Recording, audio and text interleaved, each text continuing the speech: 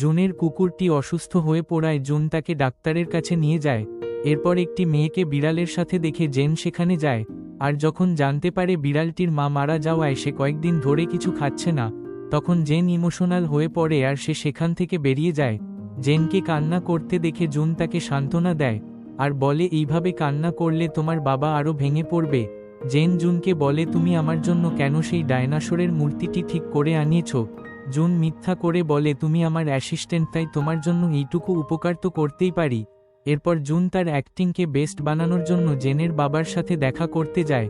জানা যায় জেনের বাবা একজন প্রফেসর, তিনি পুরনো জীবজন্তুর জীবাশ্ম নিয়ে রিসার্চ করে থাকেন।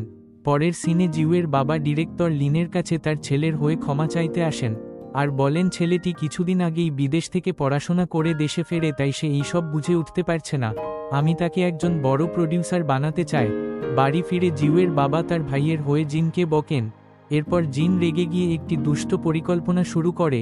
পরের সিনে জুন জেনকে বলে আমি কিভাবে জিকিকে পটাতে পারবো তা জানতে চাই, কারণ তুমি একজন মেয়ে, তাই মেয়েদের ফিলিংসটা খুব ভালো করেই জানো।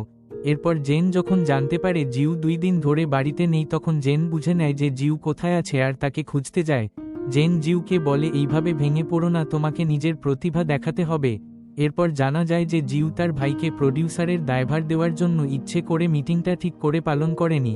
তখন জেন তাকে বলে তুমি এইভাবে পিছনে সরে গেলে তোমার বাবা তোমার ভাইকে আরও বেশি দোষ দেবে, তাই তোমার ভাইয়ের জন্য তোমাকে ভালো করে সেই দায়ভারটি পালন করতে হবে। জেনের কথা শুনে জিউ ঠিক করে এবার থেকে সে মন দিয়ে কোম্পানিতে কাজ করবে। তো বন্ধুরা, গল্পটি কেমন লেগেছে তা একটি কমেন্টের মাধ্যমে জানিও।